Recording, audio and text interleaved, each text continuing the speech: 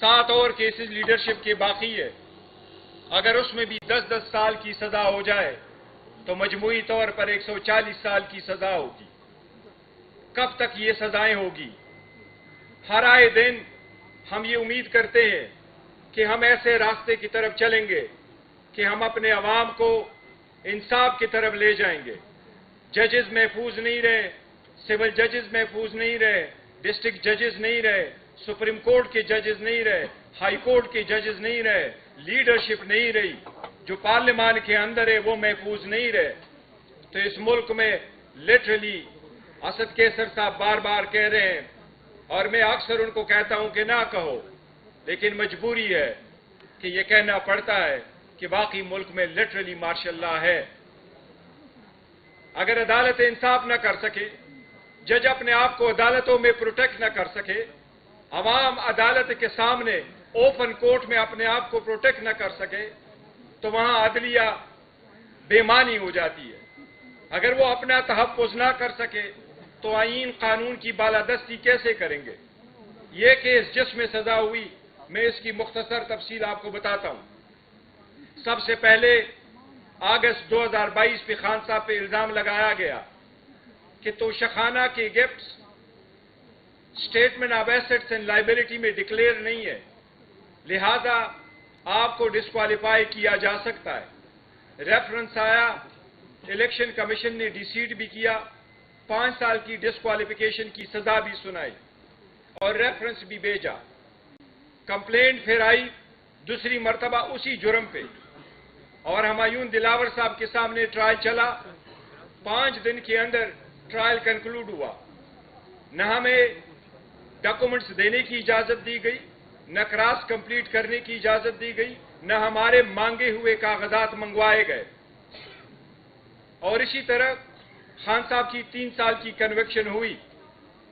اس کے بعد نیب نے ریفرنس فائل کیا اسی ایلیگیشنز پہ، اور توشخانہ 1 جس کے 78 آئٹمز تھے، جو آئٹمز سارے ڈکلیئر تھے، اس پہ توشخانہ نے بشرا بی بی اور خان صاحب کو سزا دی.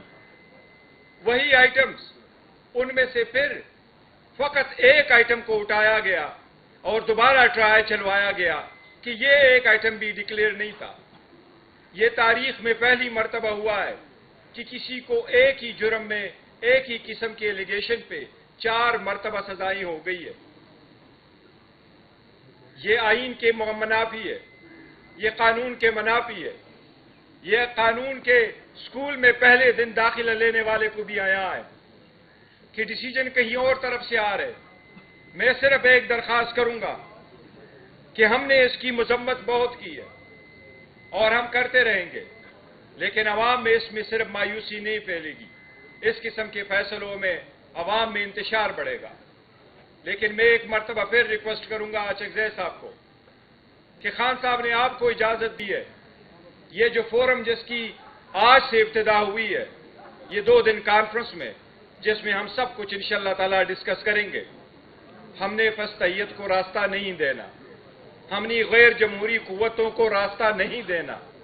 ہم نے اس لیے کبھی بھی پیسفل پروٹیسٹ کا راستہ نہیں چھوڑنا. ہم نے کبھی بھی ان لوگوں کو راستہ نہیں دینا جو کہتا ہے سب کچھ اپ سائڈ ڈاؤن ہو جائے. میں ان سے یہ ریکویسٹ کروں گا کہ اس نیگیٹو میں بھی پازیٹو چیزیں ڈھونڈے تاکہ عوام اور قوم کے لیے کوئی راستہ نکلے. خان صاحب اگر جیل میں ہیں تو وہ جرم کی سزا نہیں کاٹ رہے، وہ عوام کی آزادی کے لیے باہم بیٹھے ہیں. جب عوام کو آزادی ملے گی تو وہ لیڈر باہر ہوں گے. مجھے امید ہے انشاءاللہ تعالیٰ وہ دن بہت جلد آئے گا. ہم کوشش کریں گے انشاءاللہ تعالیٰ کہ وہ ہمیں دن جلد نصیب ہو. ہم کوشش کر رہے تھے کہ شاید 2026 میں جب ہم انٹر ہوں گے تو ایک نئے سال کے ساتھ، ایک نئی امید کے ساتھ، ایک نئی راہ لے کے ہم جائیں گے. پر انفارچونیٹلی کچھ ایسے لوگ ہیں جو ہمارا راستہ روک رہے ہیں. میں ان کو یہ اپیل کرتا ہوں، عوام کا راستہ نہ روک لے، عوام کے لیے راستہ نکالے. جب لیڈر عوام کے لیے راستہ نہیں نکالتی تو عوام خود راستہ نکالتے ہیں، پھر کچھ نہیں بچتا. کوشش کریں کہ راستہ نکلے بجائے اس کے کہ لوگ جیلوں میں بند رکھیں. Thank you so very much.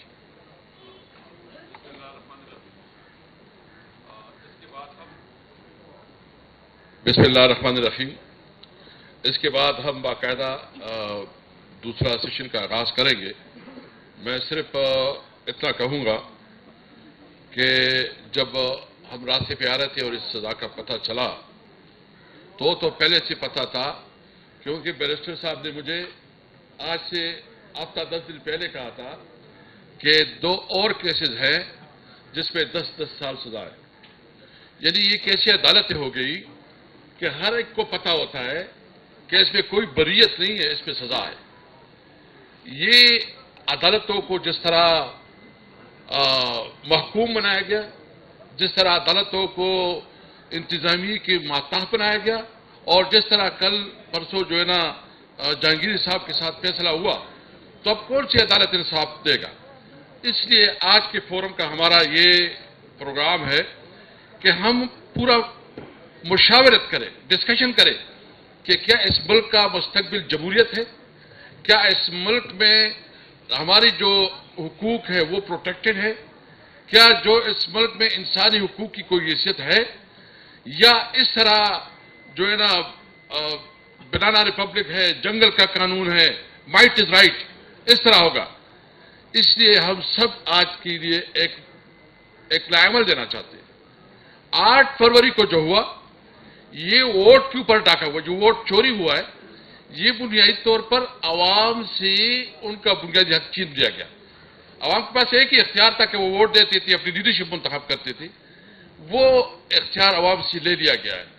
ابھی عوام کی اس پلیٹ فارم سے ایک بھرپور مشاورت ہو کہ 8 فروری یہ ایک بلیک ڈے کے طور پر پورے پاکستان میں منائی جائے. کیونکہ اگر ہم اس کے خلاف آواز نہ اٹھائی، اس کے خلاف جدوجہد نہیں کی، تو پھر تو بس آفیسز میں چند لوگ بیٹھ کے ٹکٹیں بانٹیں گے، سیٹیں بانٹیں گے، اور عوام کی کوئی حیثیت نہیں ہوگی. عمران خان کے خلاف جو آج فیصلہ ہوا ہے، یہ ان کی بوکھلاہٹ ہے، یہ ان کا خوف. یہ نہیں گور صاحب سے میں پوچھنا چاہتا ہوں کہ کسی وکیل کو بتایا گیا، کوئی وکیل تھا ادھر؟ سلمان صدر صاحب، مطلب رات کو اندھیرے میں اس کو بتایا گیا، نہ اس کی فیملی کو ملاقات کرنے دی گئی. اس لیے آج ہم نے جو کانفرنس میں تمام سٹیک ہولڈرز کو بلایا ہے، جس میں پولیٹیکل اپوزیشن پارٹیاں ہیں جو کہ حکومت سے باہر، اس کو بلایا ہے، سول سوسائٹی ہے، وہ کلا برادری ہے، اور میڈیا ہے. تو ہم 2 دن پوری ڈسکشن کریں گے، اور ہم نے یہ طے کرنا ہے کہ کیا اس ملک میں جمہوریت ہوگی، ڈیموکریسی ہوگی، آئین اور قانون کی بالادستی ہوگی، آزاد جوڈیشری ہوگی، اور ہمارے جو بنیادی رائٹس ہیں وہ پروٹیکٹڈ ہوں گے، یا یہ ملک اس طرح چلے گا. ایک ہم نے عمل دینا ہے.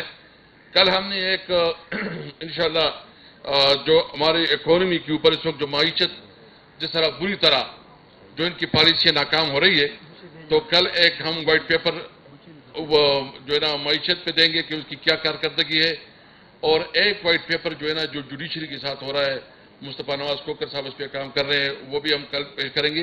اور جو ہمارا اعلامیہ ہوگا وہ بھی انشاءاللہ تعالی ہم کل نکالیں گے. جو ڈسکشن ہو جائے، ہمارے یہاں پوری ٹیم بیٹھی ہوئی ہے کہ ہر ایک کی تقریر کی جو وہ منٹس لیں گے، اور اس کے بعد جو ہے نا کل ہم خط بھی وہ دیں گے. تو ابھی باقاعدہ آغاز کریں گے تلاوت